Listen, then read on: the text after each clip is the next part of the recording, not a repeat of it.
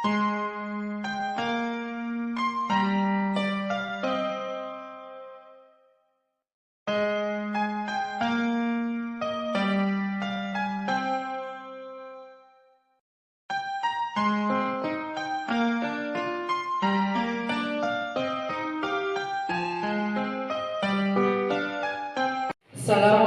warahmatullahi wabarakatuh. Waalaikumsalam warahmatullahi wabarakatuh.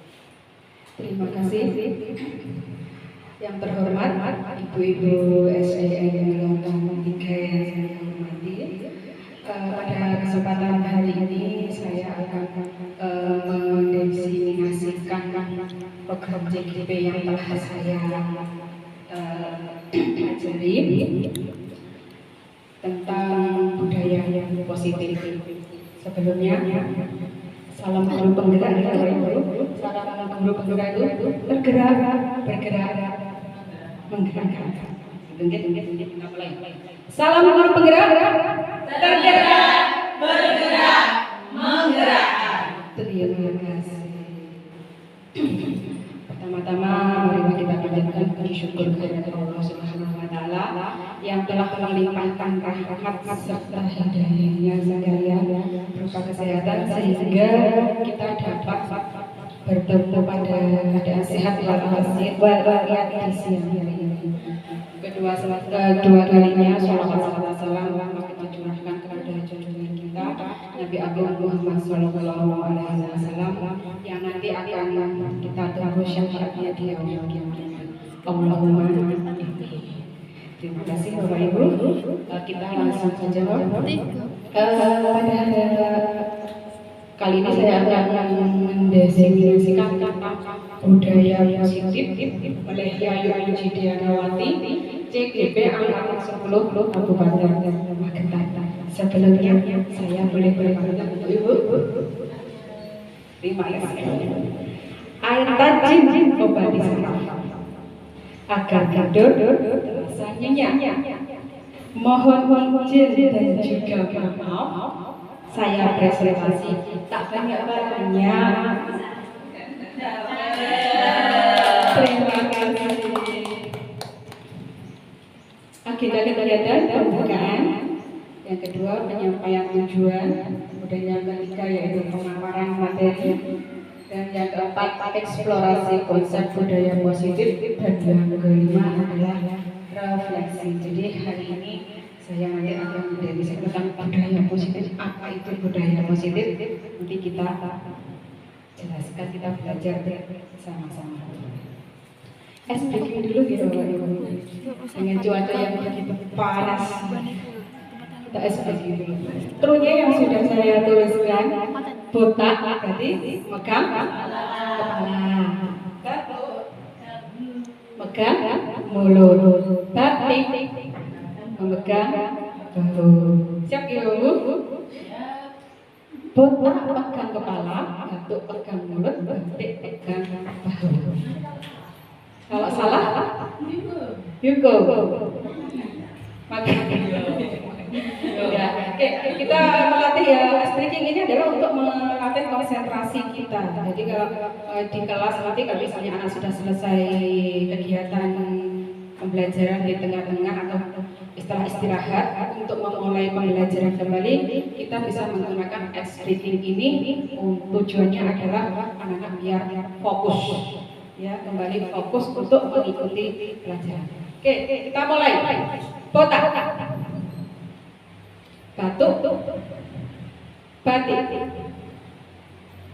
botak, batik, batuk, batuk, botak, batuk. Bisa dong. Konsentrasi berhati-hati. Terima kasih. Terima kasih. Oke, selanjutnya.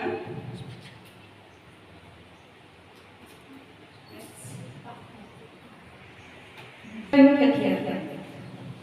Yang pertama, menyebarkan makna positif bagi rekan guru di sekolah. Karena di program JGP saya sudah belajar tentang budaya positif, maka tugas saya adalah menyebarkan kepada teman sejawat yang ada di lembaga saya.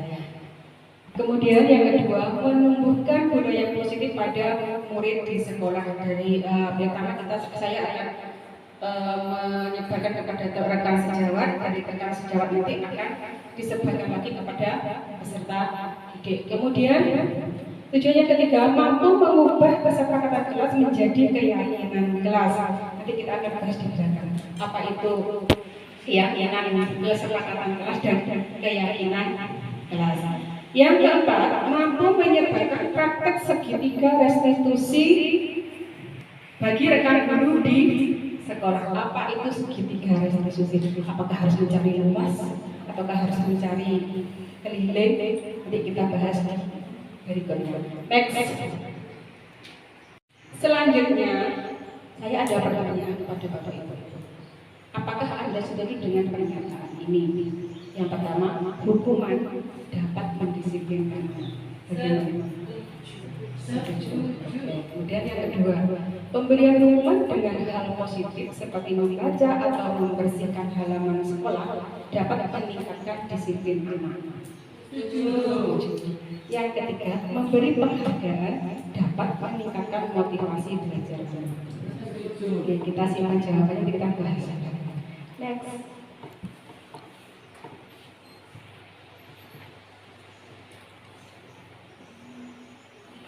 Selanjutnya, budaya positif. Bapak Ibu pasti memikirkan apa itu budaya positif? Apa yang Bapak Ibu itu tentang budaya? Kemudian, apa makna budaya positif menurut Bapak Ibu? Jadi, budaya merupakan sesuatu yang menjadi kebiasaan positif yang mengarah pada perilaku baik. Ya. Kemudian budaya positif memiliki makna perilaku baik yang menjadi kebiasaan. Jadi dari budaya positif memiliki makna menjadi perilaku baik yang menjadi kebiasaan. Jadi perilaku ini menjadi sebuah kebiasaan. Seperti itu. Next.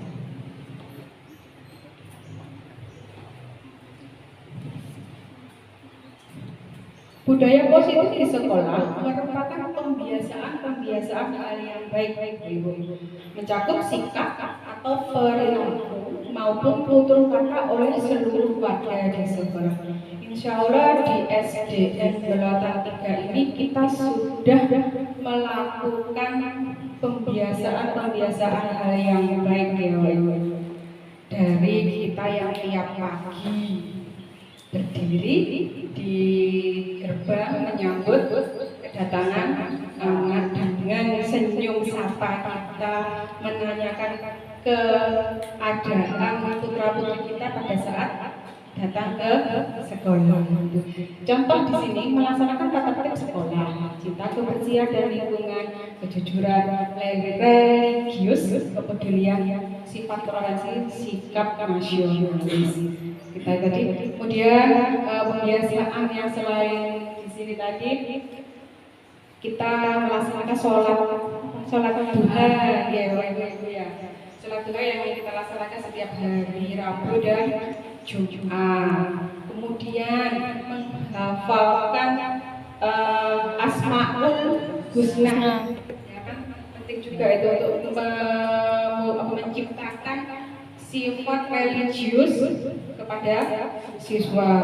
Kemudian sholat duhur berjamaah bagi kelas 3, 4, 5 dan 6. Dan ekstra kita setiap hari Senin Selasa itu BTG ya, baca tulis Al-Quran ditambah dengan menghafal surat-surat pendek. Alhamdulillah sudah terlaksana. Jadi tujuannya menciptakan jiwa religius. Kemudian setiap hari Sabtu kita mengadakan kegiatan literasi numerasi, di mana anak-anak menghafalkan perkalian ya.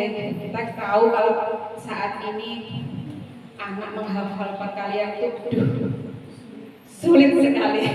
Ya betul, sulit sekali. Jadi kita buat pembiasaan, dengan pembiasaan itu nantinya lambat laun anak-anak akan hafal ya, akan hafal karena sering diucapkan. Kemudian untuk program selanjutnya yaitu literasi membaca. Nanti kita dibiasakan membaca 5 menit sebelum pembelajaran. Kemudian untuk kelas rendah selain membaca ditambahkan dengan menulis ibu-ibu ya. Kita tahu anak-anak sekarang itu tulisannya bagaimana? Bagus sekali sampai tidak bisa dibaca. Betul, sampai tidak bisa dibaca. Jadi dimulai dari kelas rendah, nanti kita mencoba anak-anak itu menulisnya menggunakan buku halus ya untuk melatih itu pembiasaan yang sudah kita lakukan di sekolah. Terima kasih ibu-ibu hebat. Budaya positif itu terdiri dari 1. Disiplin positif dan nilai kebajikan. Yang kedua, teori motivasi, hukuman, dan penghargaan. Yang ketiga, keyakinan kelas. Dan yang keempat, kebutuhan dasar manusia dan dunia berkualitas. Yang kelima, 5 posisi kontrol. Dan yang keenam, segitiga restitusi. Seluruh bagian-bagian materi ini memiliki keterkaitan dan saling berkesinambungan. Jadi dari 6 itu nanti akan saling berhubungan. Hubungannya bagaimana? Apakah dikaitkan dengan tali? Tidak seperti itu ibu-ibu ya. Jadi pemahamannya nanti akan saling berkaitan antara disiplin positif yang pertama sampai disiplin positif yang ke-6. Kita bahas dari yang pertama. Disiplin positif dan nilai kebajikan. Apa yang ingin Bapak Ibu ketahui tentang disiplin? Berasal dari bahasa Latin disciplina yang artinya belajar. Namun dalam budaya kita makna kata disiplin telah berubah, Ibu, menjadi sesuatu yang dilakukan seseorang pada orang lain untuk mendapatkan kepatuhan. Kecenderungan umum adalah menghubungkan kata disiplin dengan ketidaknyamanan, bukan dengan apa yang kita hargai atau pencapaian suatu tujuan yang mulia. Jadi terpaksa. Biasanya seperti itu. Lanjut. Nilai-nilai kebajikan adalah sifat-sifat positif manusia yang merupakan tujuan mulia yang ingin dicapai setiap individu. Nilai-nilai tersebut bersifat universal dan lintas bahasa, suku bangsa, agama maupun latar belakang. Setiap perilaku atau perbuatan memiliki suatu tujuan itu berdasarkan pendapat dari Dr. William Glasser pada teori kontrol tahun 1984. Ya. Kemudian nilai-nilai kebajikan yang ingin dicapai oleh setiap anak Indonesia kita kenal dengan profil pelajar Pancasila. Oke, Bapak Ibu masih ingat dimensi profil pelajar Pancasila? Masih ingat? Oke, mari kita dengarkan lagu berikut sambil kita bernyanyi bersama-sama.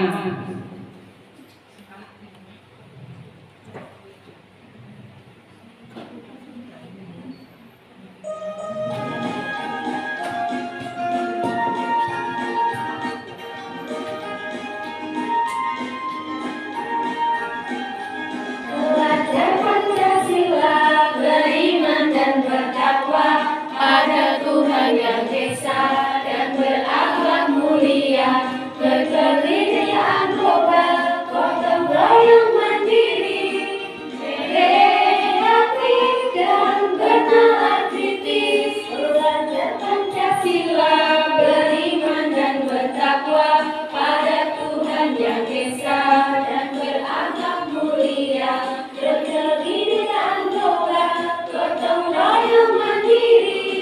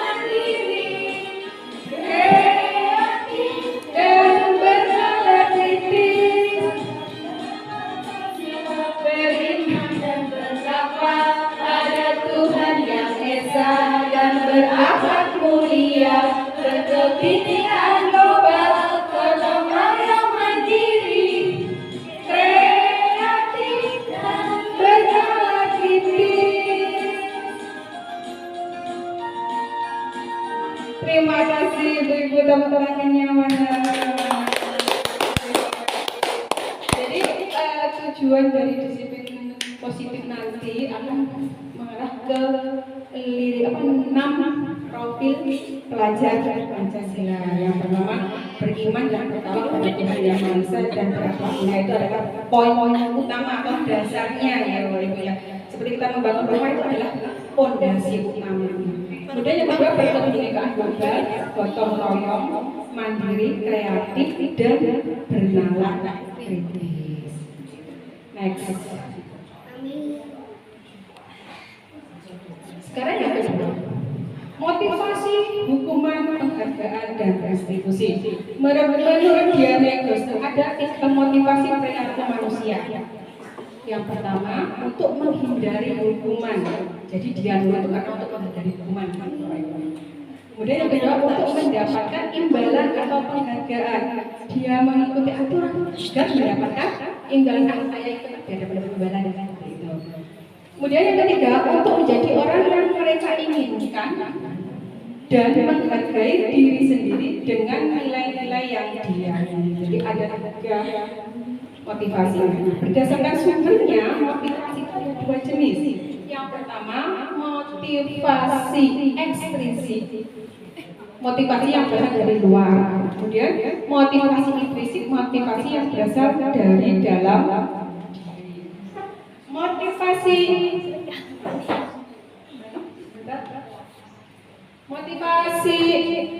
ekstrinsik itu yang ini Bapak Ibu, untuk menghindari hukuman dan ketidaknyamanan, untuk mendapatkan imbalan atau penghargaan. Ini motivasi dari luar, jadi bukan dari dalam dirinya. Jadi mereka mengikuti aturan itu hanya aku takut hukum, aku akan mendapat imbalan.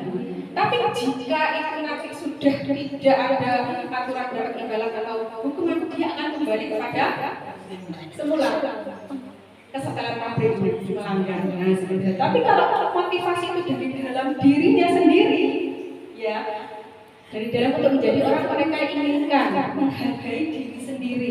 Jadi dia menghargai dirinya sendiri dengan nilai-nilai yang diyakini. Kalau sudah dari dalam dirinya sendiri, walaupun tidak ada hukuman, walaupun tidak ada, dia akan tetap mengikuti aturan. Jadi yang terpenting itu menanamkan nilai intrinsiknya dalam diri. Next. Sini motivasi adalah dorongan yang muncul dalam diri seseorang untuk melakukan atau berpikir dengan tujuan tertentu, baik sadar atau tidak sadar. Sedangkan hukuman adalah tindakan yang diberikan kepada seseorang atas kesalahan atau pelanggaran yang dilakukan agar tidak terulang kembali, itu hukuman. Sedangkan penghargaan adalah pengakuan atau prestasi yang dilakukan seseorang. Sedangkan restitusi adalah proses menciptakan kondisi bagi murid untuk memperbaiki kesalahan mereka sehingga mereka bisa kembali pada kelompok mereka yang berkarakter lebih kuat, seperti itu. Next, menurut Ki Hajar Dewantara, mendidik dan mengajar adalah proses memanusiakan manusia. Itu yang penting ya, ibu-ibu ya.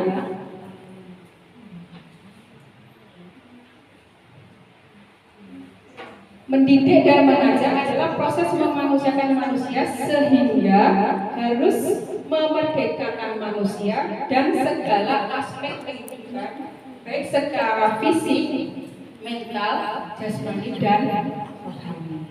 Konsep pengajaran Ki Hajar Dewantara yaitu engasa setulodo. Masih ingat begitu itu? Engasa setulodo, ing madya mangunkarso, tuturi rendayani. Engasa tulodo itu adalah contoh. Jadi kita di depan memberikan contoh yang baik. Kemudian di tengah membangun semangat. Dan yang ketiga tuturi handa yang memberi dukungan. Jadi harus tahu posisi kita di depan, memberi contoh. Di tengah itu membangun semangat. Kemudian kalau yang di belakang adalah memberi dukungan atau semangatnya. Lanjut. Nah, ini perbedaan antara hukuman, konsekuensi, dan penghargaan. penghargaan. Hukuman sesuatu yang menyakitkan dan harus terjadi. Kita kembali ke masa yang dulu ibu-ibu sekolah pernah mendapatkan hukuman dari bapak ibu. Apakah sampai sekarang masih teringat? Benar sekali, masih teringat. Jadi di situ sesuatu yang menyakitkan harus terjadi, membuat anak sakit fisik maupun hati untuk jangka waktu yang lama. Makanya jangka waktu yang makanya ibu kan masih ingat ya sampai sekarang. Padahal sudah beberapa puluh tahun jenengan lulus dari sekolahnya. Tapi masih ingat kan ya? Berarti hukuman itu membekas di hati. Kemudian anak membenci kedisiplinan berupa paksaan, hukuman kan paksaan ya, mendorong anak, kemudian anak menyakiti diri sendiri, konsep diri yang buruk, anak belajar untuk menyembunyikan kesalahan, ya kan anak tidak cukup kan akan disembunyikan kesalahan, dan marah, rasa bersalah, dipermalukan, merasa tidak dihargai. Sedangkan konsekuensi, apa itu konsekuensi? Sesuatu yang harus terjadi. Membuat anak merasa tidak nyaman, tapi dalam jangka waktu yang pendek. Beda dengan hukuman tadi seperti itu. Kemudian anak menghargai disiplin, stimulus atau tanggapan, mendorong anak agar mudah menyesuaikan diri, konsep diri yang baik, anak belajar untuk mematuhi peraturan, kehilangan hak dibuat tidak nyaman, diasingkan untuk sementara. Nah, sekarang yang menyenangkan bagi penerima, benar nggak? Kita kalau dikasih pengertian, bagaimana perasaannya? Ya, gimana mana? Itu kan ya. Betul sekali. Dia membuat anak merasa senang dalam jangka waktu pendek dan panjang. Jadi di usia sekarang ini mungkin kalau itu masih pernah mendapatkan penghargaan, kan pasti akan diingat ya. Saya dia waktu setelah mendapatkan penghargaan, mendapatkan pasti diingat sampai sekarang. Jadi jangka waktu pendek dan panjang. Anak menghargai disiplin di sini. Stimulus tanggapan mendorong anak bersaing tidak sehat, konsep diri yang kurang baik, anak menaati peraturan dengan mendapatkan penghargaan, mendapatkan hak, tetapi mengurangi motivasi intrinsik untuk mematikan aktivitas. Jadi ada segi negatifnya penghargaan itu Bapak Ibu. Jadi nggak selalu positif. Mendapatkan hak tetapi mengurangi motivasi intrinsik. Kemudian anak mematuhi peraturan hanya untuk mendapatkan penghargaan, penghargaan. Ya itu, ya. Kemudian lanjut. Restitusi. Restitusi adalah proses menciptakan kondisi bagi murid untuk memperbaiki kesalahan mereka, sehingga mereka bisa kembali pada kelompok mereka dengan karakter yang lebih kuat. Restitusi juga merupakan proses kolaborasi yang mengajarkan murid untuk mencari solusi untuk masalah mereka dan membantu murid berpikir tentang orang seperti apa yang mereka ingin menjadi tujuan mulia dan bagaimana mereka harus memperlakukan orang lain. Itu adalah pendapat dari dosen tahun 2004 bukunya dosen. Restitusi melatih murid untuk mandiri dalam bertanggung jawab atas tindakan yang ia lakukan. Lanjut. Nah, ciri-ciri restitusi. Satu, bukan untuk menebus kesalahan, namun untuk belajar dari kesalahan. Kedua, memperbaiki hubungan. Ketiga, tawaran bukan paksaan, jadi menawarkan. Yang keempat, restitusi menuntut untuk melihat ke dalam diri.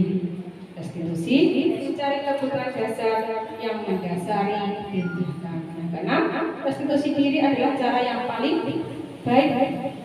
Restitusi fokus pada karakter bukan tindakan. Restitusi fokus pada solusi, Bapak Ibu. Jadi kita pun mencari solusinya. Solusinya. Kalau ada masalah solusinya apa? Jangan sampai terulang seperti itu. Yang ke-9, restitusi mengembalikan murid yang berbuat salah pada kelompok. Next. Tiga, keyakinan kelas.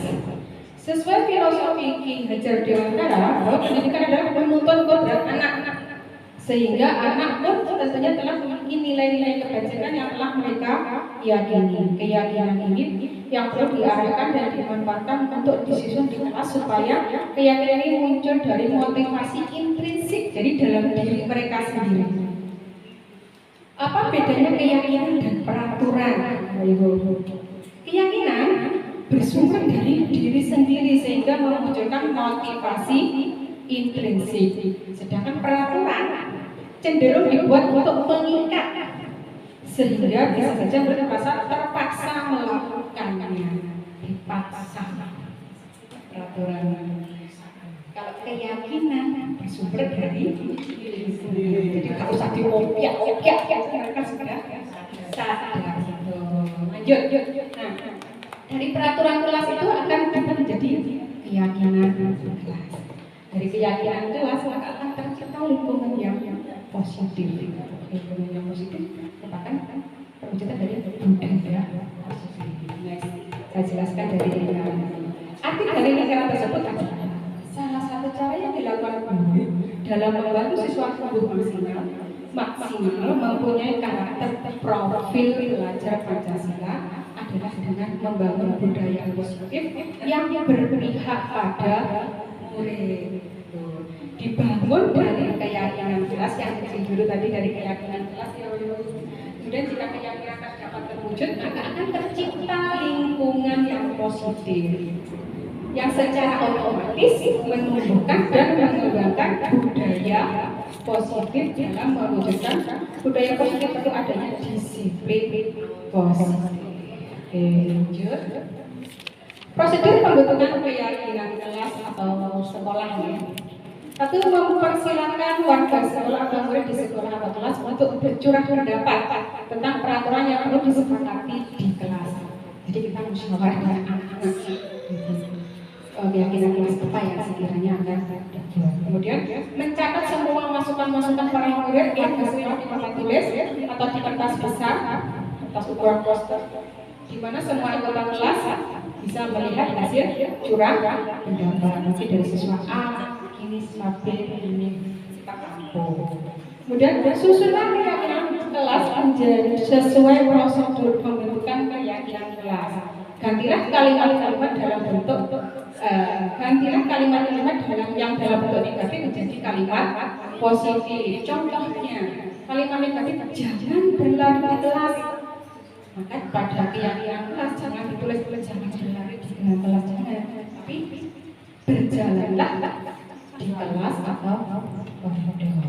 Kemudian misalnya ada keyakinan kelas tidak boleh contek, kan kalimat negatif. Jadi apa kira-kira yang kelas? Jujur seperti itu. Ini ada contoh keyakinan kelas. Bertanggung jawab mengerjakan tugas tiket, ya. Kemudian bersikap jujur. Dari bersikap jujur kan macam-macam ya. Nggak boleh nyontek, seperti itu, nggak boleh mencuri.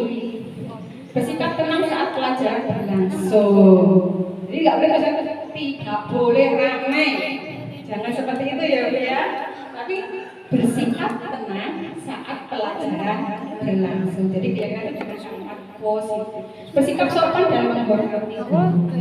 Saling tolong menolong. Hidup rukun, tidak boleh bertengkar.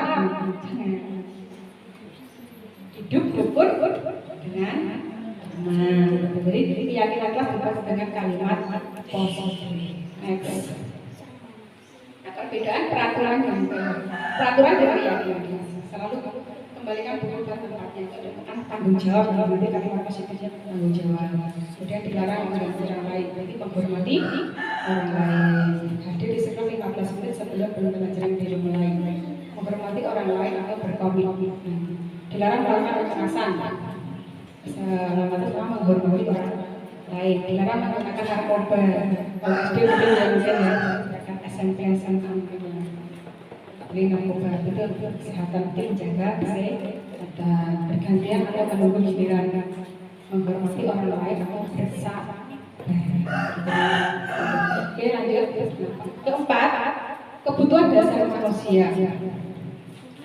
Berangkat dari keyakinan tersebut, maka kita sebagai pendidik akan mampu melihat kebutuhan dasar murid kita di sekolah. Jika kebutuhan ini terpenuhi, maka kehidupan seseorang itu akan seimbang. Jika seorang pendidik mampu memahami kebutuhan dasar yang diperlukan muridnya, maka tentunya murid tersebut akan mendapatkan kebahagiaan. Jadi kebutuhan itu ada 4: belonging, fun, freedom, power, lanjut ke survival. Belonging, kasih sayang dan rasa diterima. Kebutuhan ini berkaitan dengan aspek sosial dan psikologis. Contoh kebutuhannya adalah rasa diterima, dicintai, berbagi dan bekerja sama. Jadi anak itu merasa mereka diterima di lingkungan kelasnya. Seperti itu. Fun, rasa kesenangan. Kebutuhan akan rasa senang, gembira, humor, pengalaman yang dapat dipenuhi dengan gurauan, tantangan dan pembelajaran bermakna, bermain sambil belajar. Jadi membuat anak senang itu nanti tempat akan mempengaruhi dia dalam menerima pelajaran. Kalau anaknya marah, sedih, ya kebalikannya akan sulit menerima pelajaran dari kita. Udah sulit Pak, udah bertahan, hidup. Makan, minum sehat dan berasa aman merupakan beberapa contoh dari kebutuhan bertahan hidup. Kemudian yang keempat, power, kekuatan dan penguasaan. Ketika seseorang ini didengar, diakui, dianggap berprestasi, memimpin, menjadi kompeten, maka sesungguhnya orang tersebut memiliki kebutuhan akan kekuasaan dan penguasaan. Dan yang kelima adalah freedom atau kebebasan. Kebutuhan ini merupakan kebutuhan untuk memilih dan membuat pilihan untuk mandiri dan mengeksplorasi hal-hal baru. Next, 5 posisi kontrol. Mari kita bersama melakukan perintahnya begini, Ibu. Anda dan teman Anda akan melakukan kegiatan cobalah buka berpasangan. Tugas Anda adalah mengepakkan salah satu tangan. Coba Anda bayangkan bahwa Anda menyimpan sesuatu yang sangat berharga di dalam kepalan tangan Anda. Anda perlu menjaga benda tersebut sekuat tenaga, sekuat tenaga Anda karena begitu pentingnya dan untuk kehidupan Anda.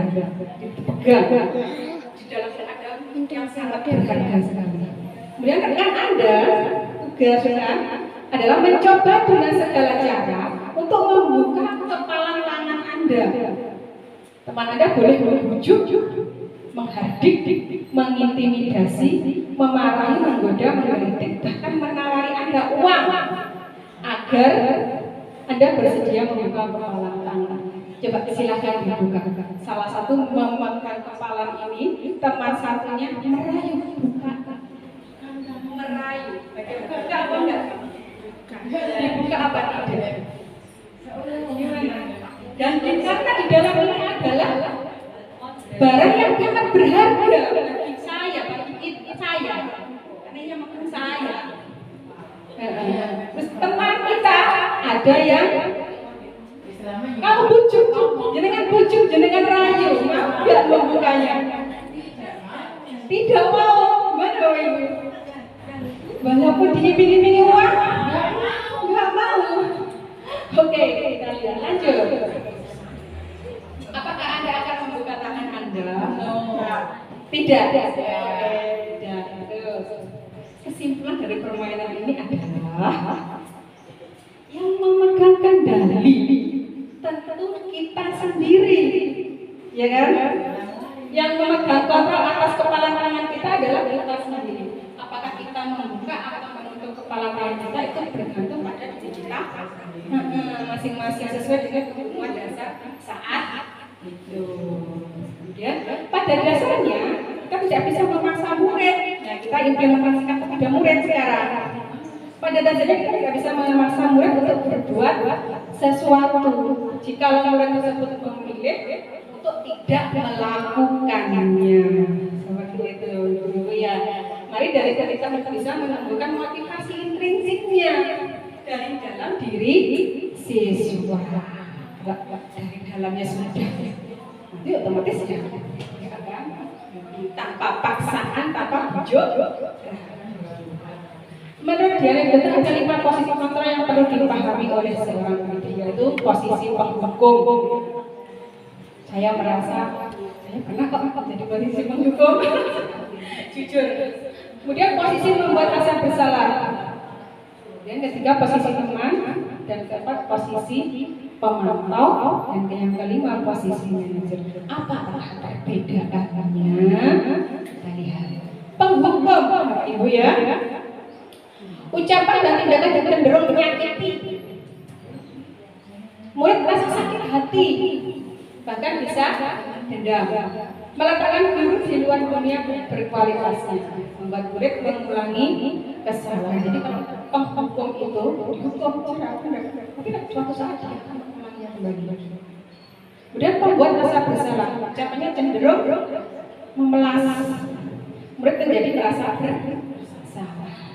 Meletakkan guru di dalam dunia berkualitas, membuat murid merasa gagal dan rendah diri, seperti itu.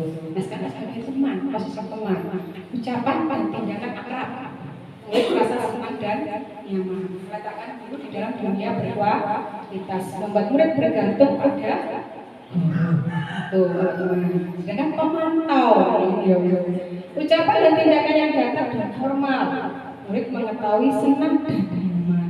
Meletakkan murid menganggap guru meletakkan praktek sebagai dunia berkualitas. Murid tidak nyaman saat melaksanakan konsekuensinya. Nah, sebagai manajer, ini posisi yang seharusnya kita ya. Ada suara halus mendekat kepada murid dan tidak kaku. Murid menggali sendiri kesalahan dan solusinya. Jadi murid itu, kesalahan saya itu apa? Kamu tahu, kesalahan saya ini, solusinya bagaimana? Saya seharusnya begini. Itu posisi sebagai manajer, guru sebagai manajer. Katakan guru dalam dunia berkualitasnya mandiri dan bertanggung jawab. Dia melakukan kesalahan, alasannya apa? Terus kita sebagai guru harus itu jangan diulangi lagi. Terus solusinya bagaimana? Agar kamu tidak melakukan itu. Di posisi yang pas untuk guru itu adalah sebagai posisi manajer. Menemukan dia dari dalam. Kalau penghukum sebenarnya pasti pernah kita memang sulit, tapi kita ke depan akan tetap berusaha ya ibu ya, memosisikan kita sebagai seorang manajer. Dan segitiga restitusi, baik itu segitiga restitusi. Segitiga restitusi adalah yang pertama adalah menstabilkan identitas, yang kedua validasi tindakan yang salah. Kemudian yang ketiga yaitu menanyakan keyakinan. Jadi yang paling dasar seperti itu, menumbuhkan identitas. Lalu kemudian yang ini baru menanyakan keyakinan dari sini. Namanya segitiga restitusi. Jadi segitiga restitusi tadi bukan berarti kita harus mencari luas segitiga, mencari keliling segitiga, seperti itu ya ibu ya. Segitiga restitusi. Next. Apa itu menstabilkan identitas? Bagian dasar dari segitiga itu bertujuan untuk mengubah identitas anak dari orang yang gagal karena melakukan kesalahan menjadi orang yang sukses. Anak yang melanggar peraturan karena sedang diseribatkan dan anak yang sedang mengalami kegagalan. Maka kita harus mengingatkan anak dengan cara mengatakan kalimat-kalimat ini. Jadi kalau menstabilkan identitas itu contoh-contoh kalimat yang kita bisa gunakan, misalnya berbuat salah itu tidak ada manusia yang sempurna. Saya juga pernah melakukan kesalahan seperti itu.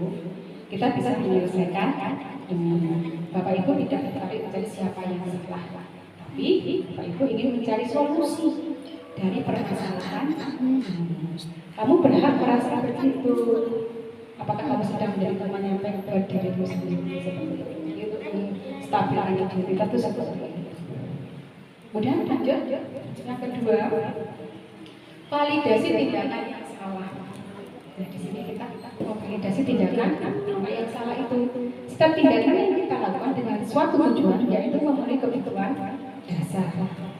Kalimat-kalimat di bawah ini mungkin terdengar asing bagi guru, namun bila dikatakan dengan nada tanpa menghakimi, akan memvalidasi kebutuhan mereka. Padahal kamu bisa melakukan yang lebih buruk dari ini ya. Kamu pasti punya alasan mengapa kamu melakukan itu. Seperti itu. Jadi langsung jangan menyalahkan. Kita tahu kalau memang kesalahan pasti punya alasan gitu. Ya. Nah, kita tanyain dulu kenapa alasannya. Seperti itu. Ya, kamu patut bangga pada dirimu sendiri karena kamu telah memiliki sesuatu yang penting buatmu. Kamu boleh mempertahankan sikap itu, tapi kamu harus menambahkan sikap yang seperti itu untuk memvalidasi tindakan yang salah. Jadi langsung kamu salah. Ya, lanjut.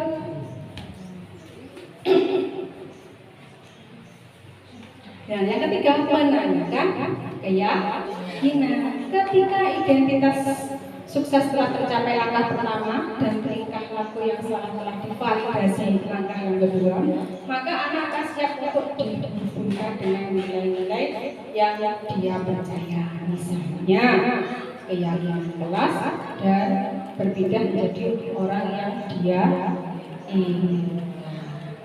Pertanyaan-pertanyaan di bawah ini menghubungkan keyakinan anak dengan keyakinan kelas atau keluarga. Apa yang contoh kalimat yang kita bisa gunakan pada saat menanyakan keyakinan? Ya, apa yang kita percaya sebagai kelas atau keluarga? Apa nilai-nilai umum yang kita telah sepakati? Misalnya anak, kamu merasa sudah merasa melakukan? Iya, saya sudah melanggar keyakinan kelas juga. Jadi dia sadar kalau dia sudah melanggar kesalahannya itu. Apa bayangan kita tentang kelas yang ideal? Kamu mau jadi orang yang seperti apa? Seperti kita kalau saya masih tanya saksi-saksinya bagaimana, terus permasalahannya gimana, ya. Praktek segitiga restitusi yang sudah saya lakukan kemarin seperti ini Bapak Ibu, bisa di kasus 1 identitas, yang kedua validasi tindakan yang salah, yang ketiga menanyakan keyakinan.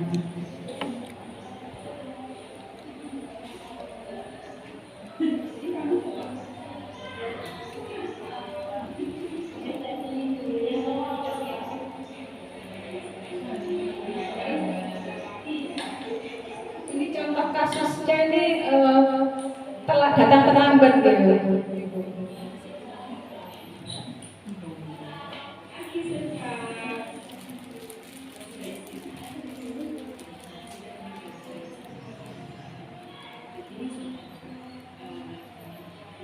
Ini menstabilkan identitas, menstabilkan identitas, menanyakan benar gak itu terlambat.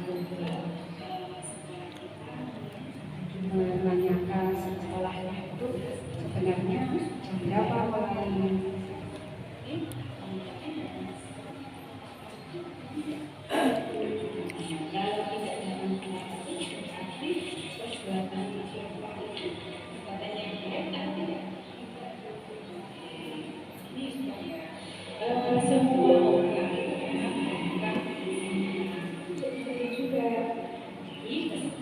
Validasi tindakan yang salah. Tadi validasi tindakannya.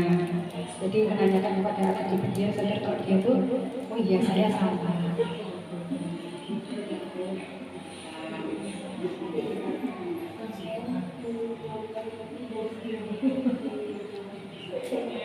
Ternyata dia berlihat TV sampai malam dan bermain HP.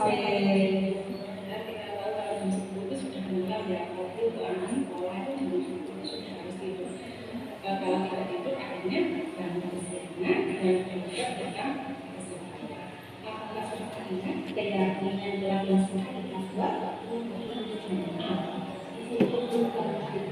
sini posisinya menanyakan keyakinan yang sudah dibuat di kelas. Ini keyakinan apa yang dapat dilakukan besok kita tidak melewati. Apalagi jadi nanti kalau itu awalnya kira-kira menjadi kapan coba Menanyakan kepada anak kapan dia akan memulai atau berubah. Akhirnya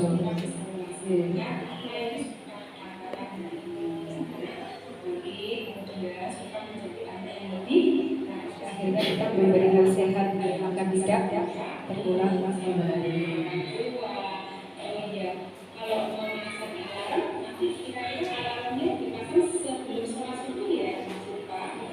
Terus dipasang sebelum sholat subuh. Maksudnya alarmnya disetel atau diatur sebelum sholat subuh sehingga kita bisa sholat subuh dan bisa membantu orang tua. Nanti kedepannya setelah kita akan mulai. Oke, terima kasih siswa kami.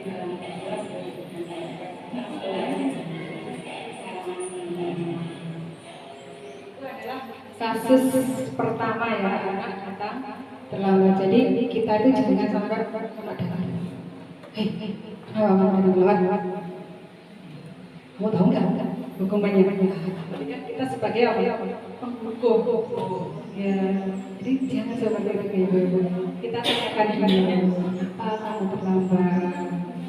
Alasanmu apa?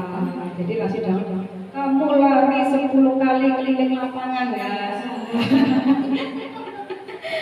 Kamu harus hukuman fisik misalnya push up gitu, tidak boleh. Jadi kita tanyakan dulu pelan-pelan apa, alasannya apa, terus menumbuhkan dia sadar kan kamu tuh telah melanggar keyakinan kelas yang mana seperti itu. Jadi kan anak-anak bisa tidak menjadi seperti ini dan saya tidak akan memberi nasihat jangan mengulangi. Kemudian kasus yang kedua.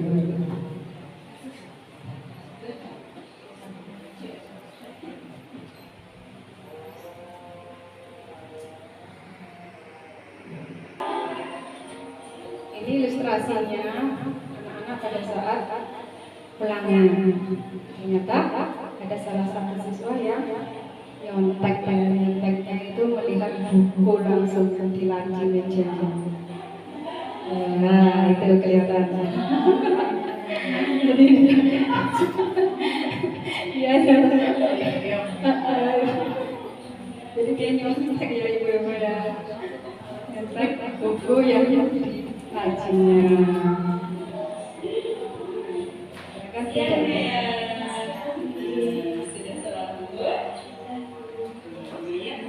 Posisinya yaitu yang pertama menstabilkan identitas ya, mengapa ayah menyontek, alasannya apa, dan stabilkan. Jadi jangan menyontek, tidak boleh seperti itu.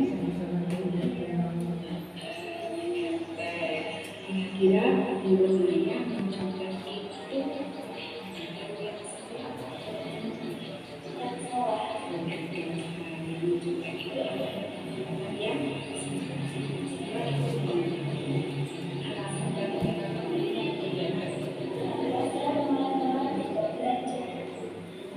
dia tidak belajar, tahu ulangan besok tapi tidak belajar. Bermain HP, wah ini sering jadi momong kita ya. Bermain HP. Kemudian besoknya ternyata ada ulangan. Berarti bagi kamu sendiri tidak bisa menjawab. Ya. Masih ingat keyakinan bahwa yang sudah kita buat? Masih ingat. Menanyakan keyakinan kelas yang telah dibuat. Jujur dalam hal tidak. Itu termasuk jujur atau tidak? Kalau bukan perbuatan jujur, berarti saya sudah melakukan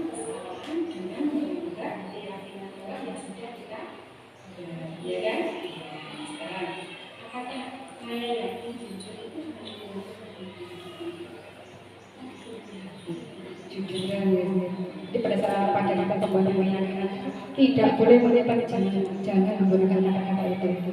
Gunakanlah jujur, kejujuran, seperti itu. Jadi kan jujur sudah tidak boleh. Jadi menggunakan kalimat yang positif pada saat pembuatan keyakinan kelas.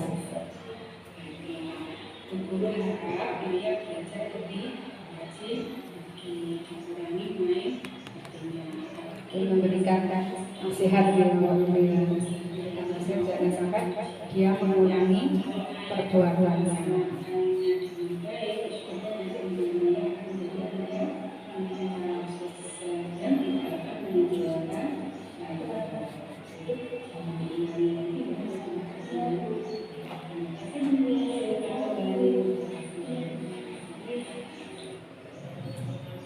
Demikian tadi penerapan dari segitiga restitusi. Jadi intinya dari kita, kesimpulan dari kita, budaya positif bisa dikatakan sebagai implementasi penerapan kebiasaan yang dilakukan di masyarakat dalam bahasa sehingga memberikan dampak baik bagi kehidupan lainnya. Contoh kedisiplinan, kejujuran, kebersihan, kesehatan, kepedulian, keramahan, dan menghargai orang lain. Next.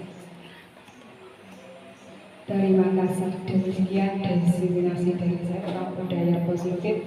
Monggo Ibu yang ingin memberi tanggapan apa yang sudah saya kasihkan ke teman-teman semua. Monggo.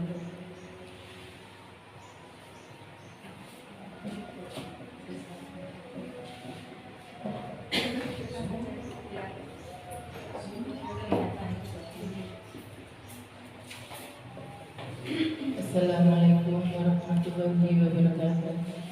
Waalaikumsalam. Terima kasih Bu Yayu. Saya akan memberi refleksi sedikit saja. Yang pertama tentang budaya positif. Budaya positif perlu diterapkan di sekolah, di keluarga maupun di lingkungan. Karena apa? Budaya positif itu perlu karena di setiap anak. Itu kebiasaan sekarang itu sudah tidak bisa diandalkan lagi. Mulai dari sekarang ini, maka dari keluarga dulu itu budaya positif diterapkan. Setelah dari keluarga itu baik, maka di sekolah kita akan mengikuti aja. Mana yang belum baik perlu ditambahi. Nah, di sekolah inilah yang perlu banyak anak-anak biasanya melanggar dari budaya positif. Kalau di sekolah dengan orang tua, anak-anak biasanya patuh. Di sekolah kadang patuh, kadang tidak. Ada guru patuh, tidak ada guru tidak patuh. Nah, maka dari itu untuk melatih budaya positif, terutama kejujuran, kedisiplinan, anak-anak harus diterapkan lebih baik mulai dari dini atau mulai dari kelas 1 masuk dari TK, kelas 1 sampai kelas 6 nanti dan seterusnya sampai nanti ke lingkungan masyarakat. Jadi kita guru terutama di sekolah dasar harus memberi dasar-dasar dari budaya positif yang baik. Maka dari itu setelah dari orang tua memberi mandat atau istilah memberi tanggung jawab pada kita guru di sekolah dasar untuk memberikan budaya positif, istilahnya dari mulai datang ke kelas atau mulai datang pagi ibu guru sudah menyambut dengan baik. Terus setelah itu di kelas kalau ada masalah juga harus dimusyawarahkan dulu, jangan langsung diultimatum ini. Ya, itu. Setelah itu anak-anak apakah sudah baik apa belum? Nah itu kita nanti tinggal setiap saat guru akan melihat pada waktu istirahat.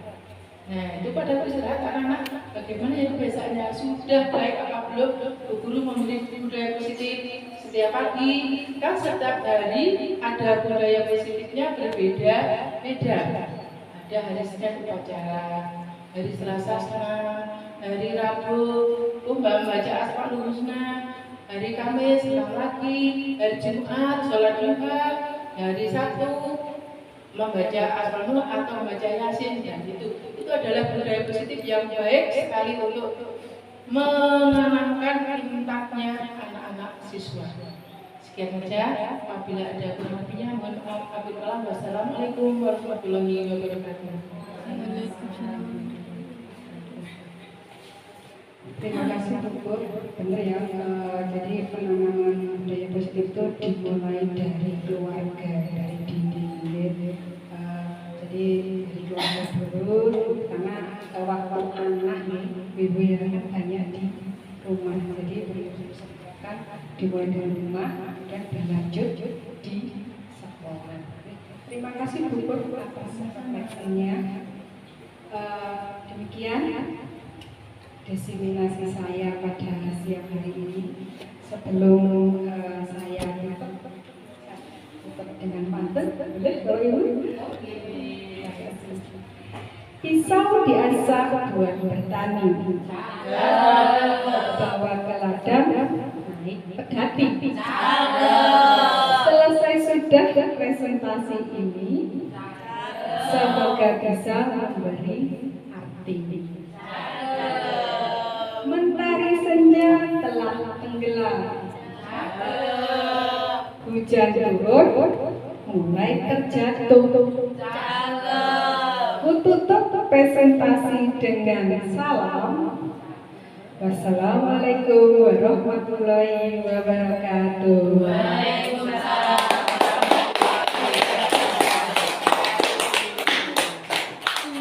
Assalamualaikum warahmatullahi wabarakatuh. Saya Wiwidai Pranita, Kepala Sekolah dari SDN Belotan 3, mau mengucapkan terima kasih kepada Bu Yayu Puji Dianawati yang sudah mendesimasikan tentang budaya positif di sekolah. Semoga nanti setelah desiminasi yang diberikan Bu Yayu, guru serta siswa di SDN Belotan 3 dapat menerapkan berbagai budaya positif yang nantinya bisa dikembangkan dalam kegiatan sehari-hari di sekolah, sehingga semua stakeholder di sekolah nantinya bisa menjadi lebih baik dengan pembiasaan-pembiasaan yang merupakan budaya positif. Saya ucapkan sekali lagi terima kasih Bu Yayu dan tetap semangat. Cukup sekian, terima kasih. Wassalamualaikum warahmatullahi wabarakatuh. Assalamualaikum warahmatullahi wabarakatuh. Perkenalkan, saya Rizka Desi Alfianingrum, teman sejawat dari Ibu Yayu Puji Dianawati yang sedang melakukan proses pembelajaran CGP. Di sini saya akan memberikan tanggapan tentang praktik baik yang telah dilakukan Ibu Yayu kemarin yang berjudul Budaya Positif. Terima kasih Bu Yayu atas praktek dan pemberian informasi yang bermanfaat tentang budaya positif bagi kami, di mana di dalamnya saya sudah lebih menambah informasi saya tentang apa itu konstitusi, konsekuensi, apa itu hukuman, segitiga restitusi, dan juga sanksi ataupun motivasi yang baik untuk anak-anak didik nanti. Selebihnya nanti saya akan menerapkan berbagai macam praktik baik yang diberikan Ibu Yayu itu terhadap anak didik saya agar lebih menjadi peserta didik yang mengerti dan memahami serta paham tentang apa arti hukuman dan yang memberikan sanksi yang lebih baik ataupun memberikan motivasi yang baik dalam praktek pembelajaran. Terima kasih Bu Yayu, sekian dari saya. Wassalamualaikum warahmatullahi wabarakatuh.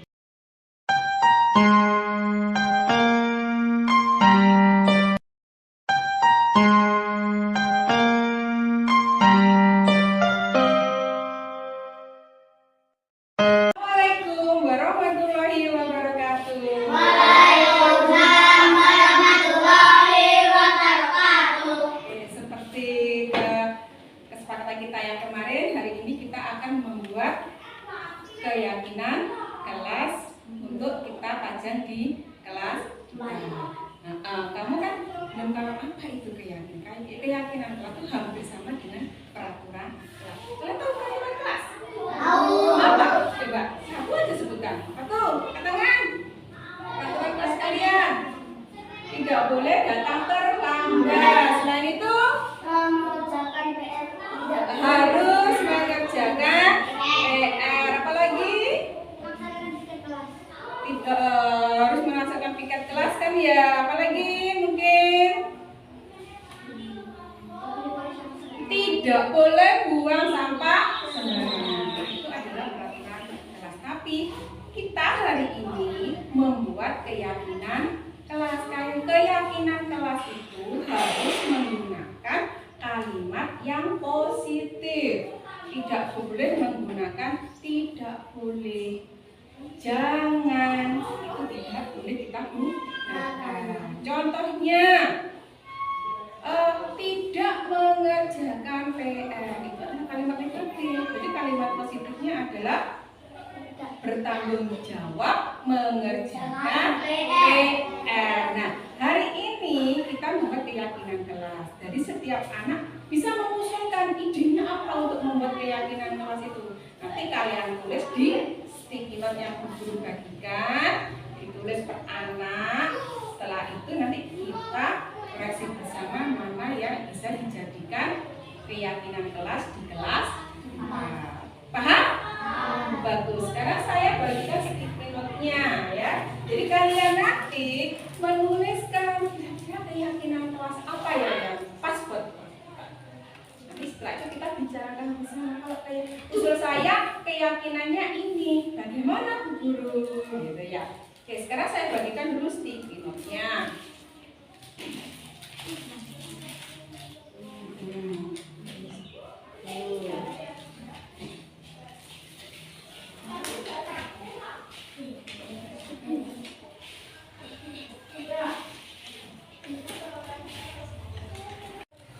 Tadi kan stikernya sudah Bu Guru bagikan. Nah, tugas kalian sekarang adalah menuliskan keyakinan menurut kalian yang bisa diterapkan di kelas. Ingat menggunakan kalimat positif ya. Jangan menggunakan jangan, tidak boleh, tidak menggunakan. Jadi harus kalimat positif. Ya silakan bisa dimulai menulisnya.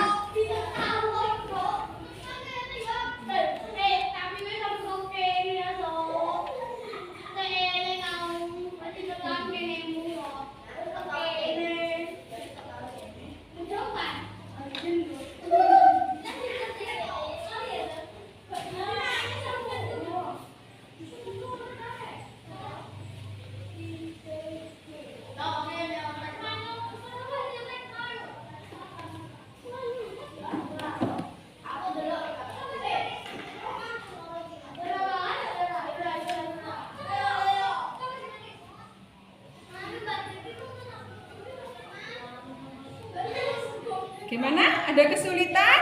Tidak kan? Oke, lanjutkan. Menulisnya dilanjutkan.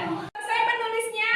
Sudah. Hasil tulisan kalian itu coba ditempelkan di depan. Nanti Bu Guru bacakan hasil dari teman-temanmu yang lain keyakinan kelasnya seperti apa.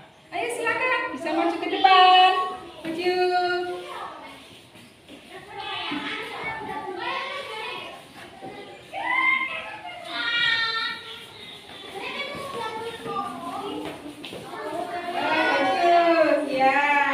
Di bawahnya boleh, di bawahnya. Di bawahnya juga boleh.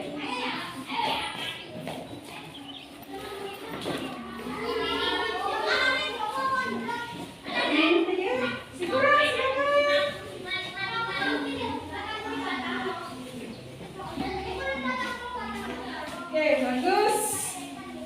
Sudah kita tempelkan keyakinan kelas yang sudah kalian buat. Dan dibacakan. Yang satu saling menghormati dan menyayangi, setuju? Saling tolong menolong, setuju? Oke, menjaga kebersihan, bertanggung jawab, ya betul sekali. Mandiri, disiplin, penting. Bersikap jujur kepada guru dan teman, hidup rukun dengan teman. Ya, nggak boleh tidak melakukan bertengkar ya. Harus hidup rukun, bersikap sopan kepada guru. Kalau kalian sudah setuju keyakinan kelas yang sudah kita buat, nanti silakan tanda tangan di note yang sudah kalian buat. Ya, kita beri tanda tangan. Kalau tanda tangan menunjukkan kalau kalian sudah setuju. Oke, silakan dimulai untuk tanda tangannya. Ayo maju ke depan bergantian. Ayo, Nanda, Hosna, tanda tangan. Itu adalah hasilmu ya, berarti kamu juga harus menjalankan keyakinan kelas yang sudah dibuat.